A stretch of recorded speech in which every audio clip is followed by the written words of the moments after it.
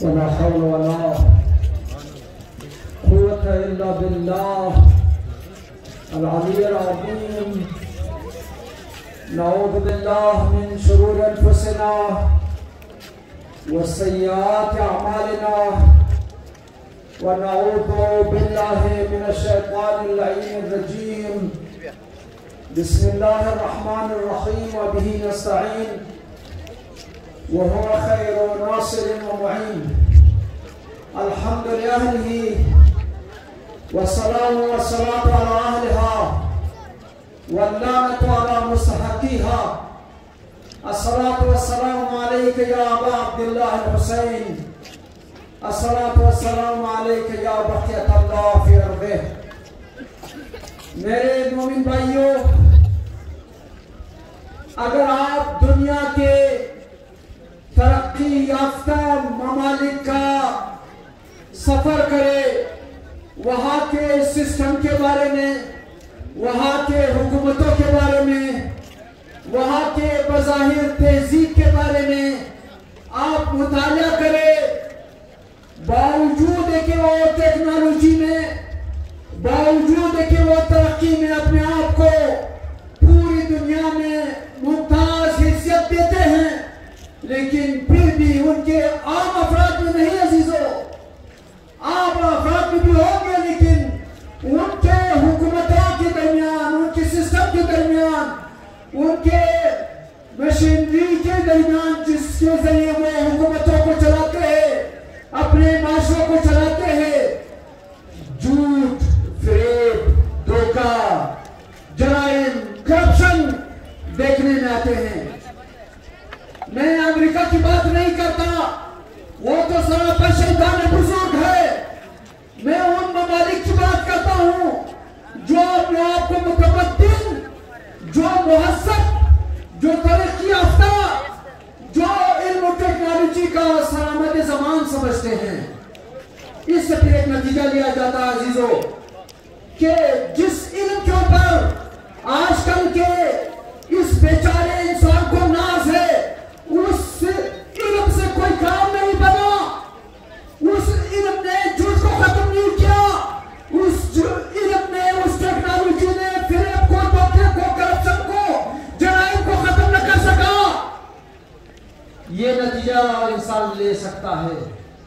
اگر یہ نتیجہ لیا جائے تو پھر یہ بات بہت زیادہ سمجھ میں آ جاتی ہے کہ قرآن رسول خدا محمد مصطفیٰ صلی اللہ علیہ وآلہ وسلم کے بارے میں سورہ جمعہ میں فرماتا ہے هو الذی بعث فی الأمیین رسولا منہم یتلو علیہم آیاتہ ویزکیہم ویعلمہم الکتاب والحکمہ، کہ علم کے ساتھ ساتھ تزکیہ کی ضرورت ہے۔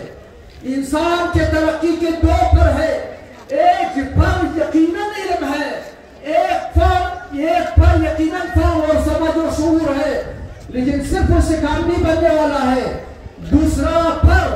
دوسرا بازو، دوسرا پہلو تزکیہ ہے، تربیت ہے۔ جب تک وہ نہیں ہوتی انسان نہیں بن سکتا، چاہے اس کے پاس ٹیکنالوجی کی نہ ہو۔ وہ شاید بہت سارے سیاروں کے اوپر سفر بھی کر چکا ہو، زمین کے اندرونی حصے سے اس کو معلومات بھی ہو، لیکن پھر بھی کام بننے والا نہیں عزیزو۔ یہ جو عزاداری ہے، یہ اس امام برحق کی ہے۔ میں یوں عرض کروں آپ کی خدمت میں کہ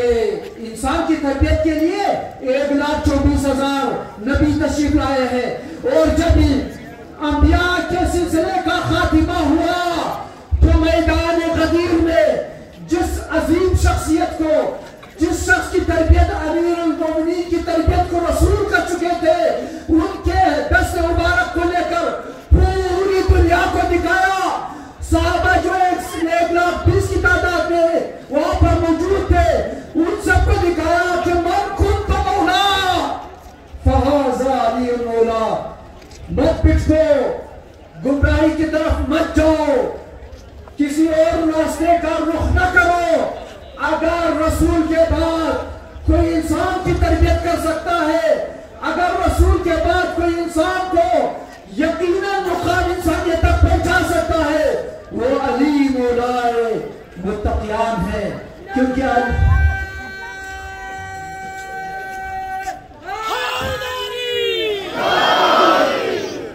جی ہاں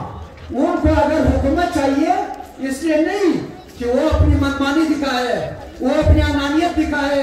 وہ اپنی خود خواہی دکھائے، بلکہ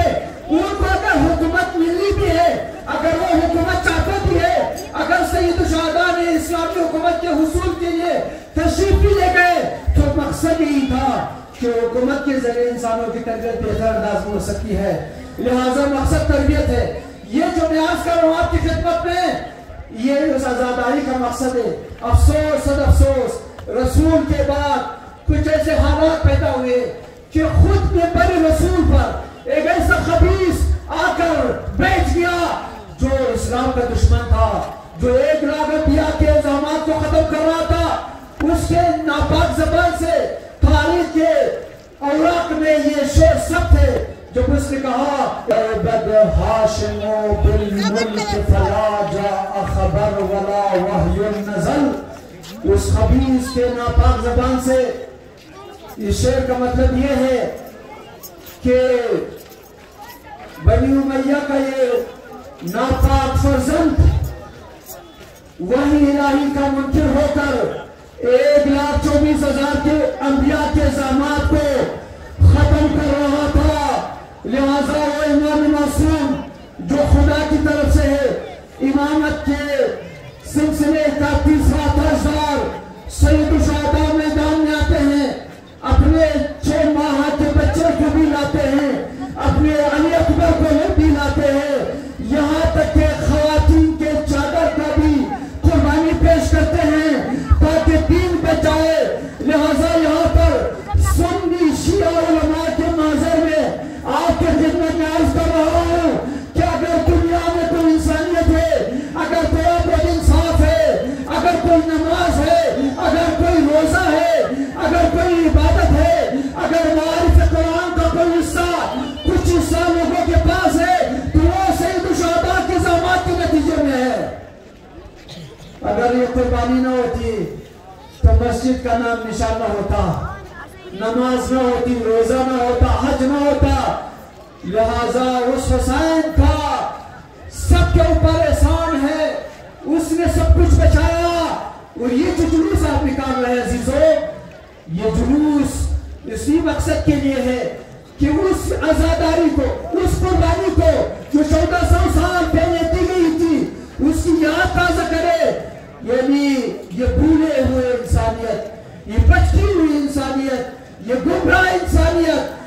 کچھ معمولی ٹیکنالوجی سے متاثر ہو کر